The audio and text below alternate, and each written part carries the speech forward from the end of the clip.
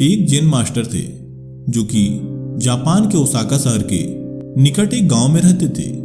वे इतने प्रसिद्ध थे कि दूर दूर से लोग अपनी समस्याएं लेकर उनके पास आते और उनका समाधान पाकर वापस लौटते थे। ऐसे ही एक सुबह मास्टर सैर कर रहे थे। उनके साथ उनका एक अनुयायी भी था।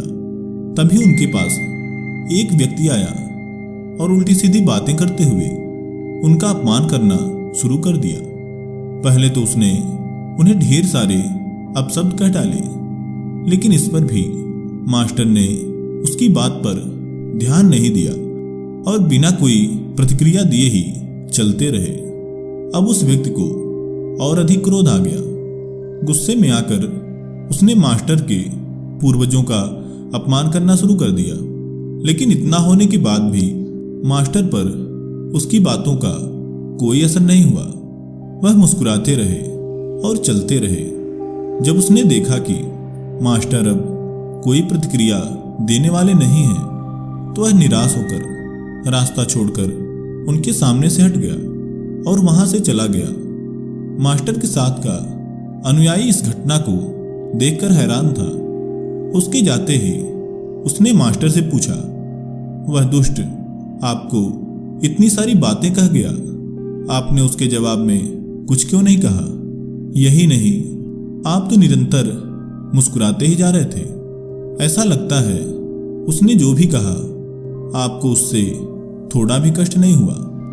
उसकी बात सुन मास्टर शांत रहे और उसे अपने पीछे ही अपने साथ साथ चलने को कहा। थोड़ी देर बाद मास्टर का कक्ष आ गया। तब मास्टर ने उससे कहा, मैं अंदर से आता हूं, तब तक तुम यहीं ठहरो। ऐसा कहकर मास्टर अंदर गए और एक गंदे कपड़े को हाथ में लिए वापस आए और उसे देते हुए कहा, तुम अपने कपड़े उतारो और इसे पहन लो। कपड़े से आ रही अजीब दुर्गंध के कारण हाथ में लेते ही अनुयायी ने उसे दूर फेंक दिया। यह देख मास्टर ने कहा, अरे क्या हुआ, तुमने इन्हें दूर फेंक दिया? यह कपड़े मैले हैं, इसलिए तुम इन्हें नहीं धारण कर सकते ना? जिस प्रकार तुम इन गंदे कपड़ों को धारण करने में असमर्थ हो, ठीक उसी प्रकार उस व्यक्ति ने जितने भी अपशब्द बोले, जो भी भला बुरा कहा, उसे मैं ग्रहण नहीं कर सकता।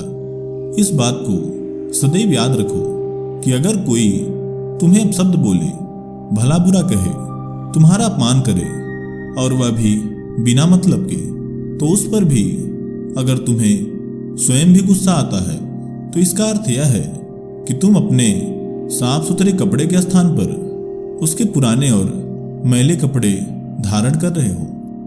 दोस्तों, यह कहानी हमें सिखाती है कि हमें सदैव शांत रहते हुए अपने और अपने विचारों पर नियंत्रण रखना चाहिए। यदि कोई हमें भला बुरा कहे तो हमें उसकी बात से तनिक भी विचलित नहीं होना चाहिए। हमारे शरीर और हमारे मन पर सिर्फ और सिर्फ हमारा ही नियंत्रण होना चाहिए। आशा है आपने इस कहानी से मूल्यवान सबक सीखा होगा। ऐसे ही ज्ञानवर्धक वीडियोज पाने के लिए चैनल को सब्सक्राइब जरूर करें। आपका बहुत बहुत धन्यवाद।